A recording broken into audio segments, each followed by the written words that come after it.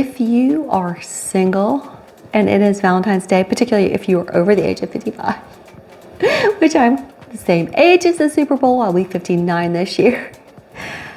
It is a holiday meant to make you feel like an inferior, invisible person.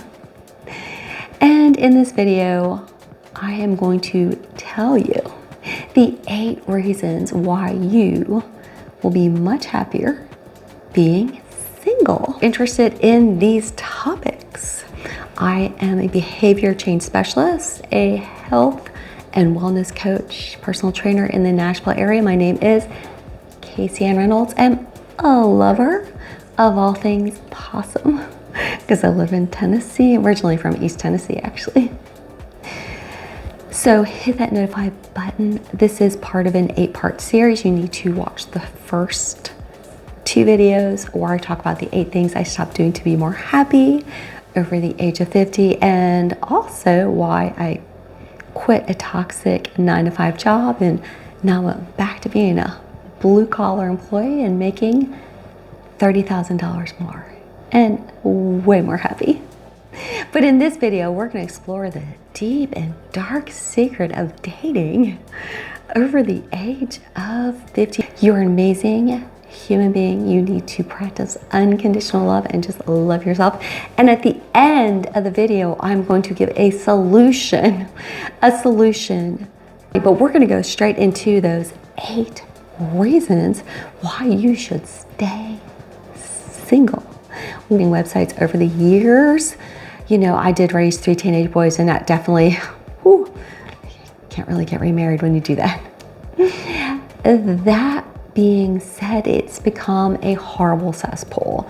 And again, when we have things like sex and money that just come together in an unholy matrimony, it's just not good. And it's really not good for us friends who are over the age of 55. And what I've discovered, and put in the comments below if you have also had really bad experiences with this. And I do want to preface this with, this video is not for the ladies. It's for both, okay? It's for men and women. I personally prefer the company of men, and I'm actually usually, because I have boys and I always only have male friends, I'm gonna really kind of do this from the male perspective already.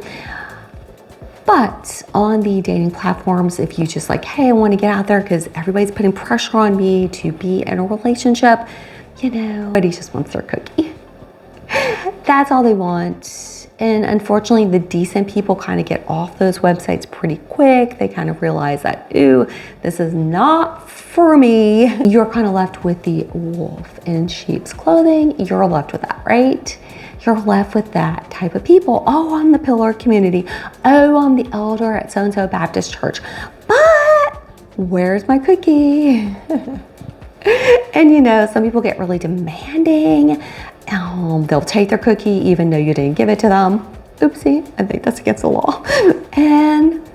Or they get just be like, you know, oh, well, you know, it's our 3rd or 4th or 5th or 6th date and I want my cookie.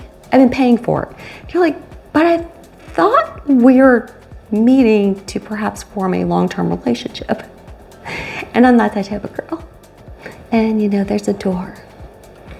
Don't let the door hit you where the Lord split you. I don't have a problem with saying bye-bye. Right, and so that's just a problem. And this is nothing against men, because I think it's predatory men that have taken over these websites. There's so many escorts on these websites. I get where they think that. They just like get this kind of number in their head. Ladies are the problem. I don't even know if I'm gonna call them ladies anymore. It's just like, boom, they're so desperate to like have that partner in crime. Ooh, I wanna have my partner in crime. We gotta stick our toes in the stand. The ladies are the problem because they give their cookies away.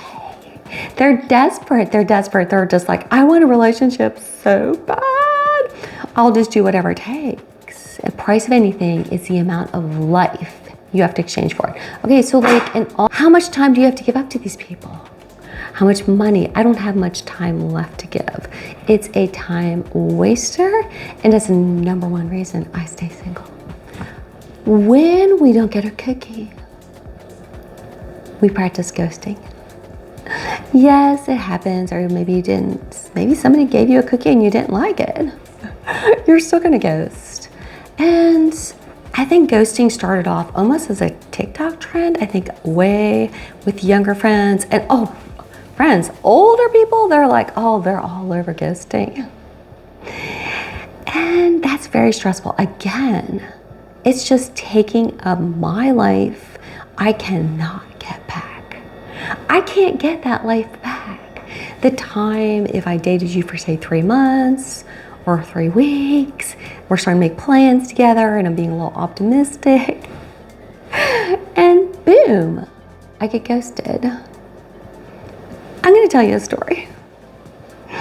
And it was right after pandemic. I moved to Nashville. I'm like, hey, fresh start. I told you a story about when I moved here, the boyfriend I'd been dating, he was like over breakfast, like, by the way, I'm dating somebody at the YMCA. I'm like, oh, that's nice. Glad I just signed a lease, sold my house, and quit my job. And I didn't do it for him. I'm happy to move to Nashville. This has been a life-changing event. And karma, baby, karma's not so good. Hope it does okay for you. Right. But anyhow, that was kind of surprising. That was a little depressing. But shortly thereafter, it was like pandemic dating. And I met this guy, I thought we were perfect. I thought he said he wanted to marry me, move in, all those things I wanted to hear because I was just desperately lonely. Right? And we dated for about 3 months. 3 months is a pretty long period of time. He's always telling me he wants to marry me. And then we were driving and he's driving my car and he nearly killed me. And like we almost had an accident and I'm like, dude, I'll drive my own car. I was screaming because I thought I was gonna die. I was gonna die, right? We were like poof over into the shoulder of the road and like my life's going before my eyes. And I did scream. Guess what? Honey, you're not allowed to do that. I got ghosted. I'm like, but you said you wanted to marry me and you almost killed me in my own car and then you ghosted me. So that's the sort of thing, it just takes up too much space. And men, please put in the comments below if this ever happened to you, because again, I don't want this to be like a male bashing video because I think women probably do it worse. I'm sure I've ghosted people. Sometimes I'm too embarrassed to tell them the reasons why I ghosted them. What kind of goes along with ghosting? The grass is always greener on the other side. And this is why men ghost. So definitely we enter money, we enter sex into this world of online dating. In the old days, if you could be over 55, you weren't supposed to be remarried. You were just happy being the wise person of the village. Yeah. But now we all have to be in relationships forever. No, I don't want to be in a relationship. No, thank you. But particularly for men, I think there's a concept that we have rapid aging about the age of 60 for men and about the age of 50 for women. So men all of a sudden start this rapid aging, right? But they're still convinced, that they can get a woman 20, 30 years younger, or they'll just move to the Philippines. Yeah, they do that. Okay, so you're fighting with that grass is always greener philosophy.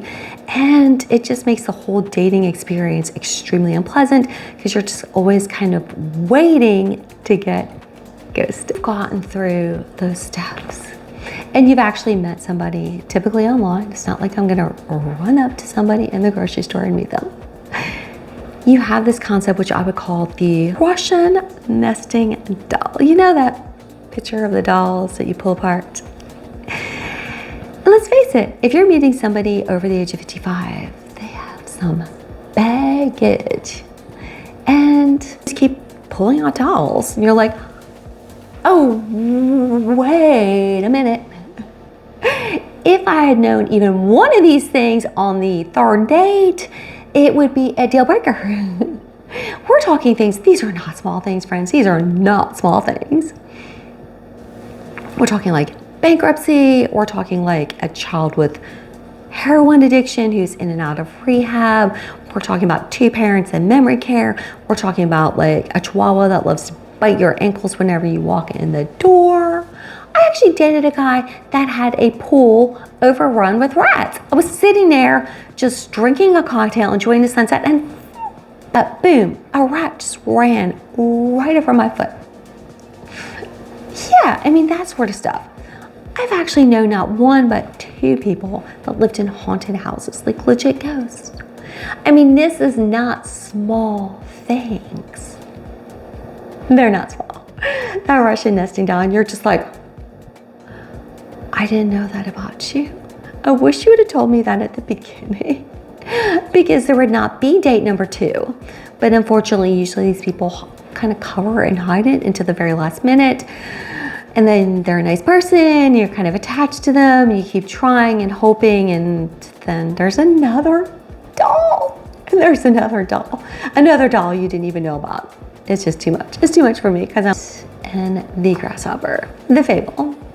So like the ants, like got a good retirement, storing up their grain for the winter, and the grasshopper, grasshopper's like playing a fiddle, having fun. He's hanging out with some young girl grasshoppers, and they took all his nuts. Yeah, they took everything. It's so funny how that happens. And then he's like, whoa, dude, I don't have a penny for retirement. And I think Mrs. Ant, she's doing pretty good. And this is just as true for the men, probably more so true. So the grasshopper comes over and is just like, hey, can't you share your retirement with me? Like, no. You know, I work till 3 a.m. in the morning. I drag that garbage out at night. I have a hard and demanding physical job. I don't go on excessive vacations. I'm frugal. I really don't want to share my retirement with anybody. I do not want to take care of anybody. No, I don't want to take care of a man. I don't want to put the toilet seat down. I don't want to listen to your snoring. No, I don't want to take care of your pets. I don't want to take care of your kids. I don't want to go to your grandkids' baseball game. I don't want to go to a gymnastic meet. I don't want to go on family vacations. I definitely don't want to take care of your parents, because I've got to do that for my own family.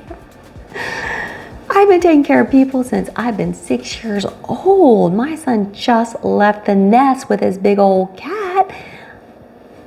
Yeah, there's a picture. I am over taking care of people. Now I take care of people, and guess what? I get paid for it. I do not want to take care of anybody. My peace. Nowhere can man find a more untroubled retreat than his own soul. Marcus Aurelius. Yes, I love my peace. I love my solitude. Really, truly, my YouTube channel is blowing up. Thank you, friends and supporters. I love you all so much. But it's not because of the algorithm or anything like that. It's because I finally have solitude. You know what I do? I practice my videos over and over and over again to get them perfect.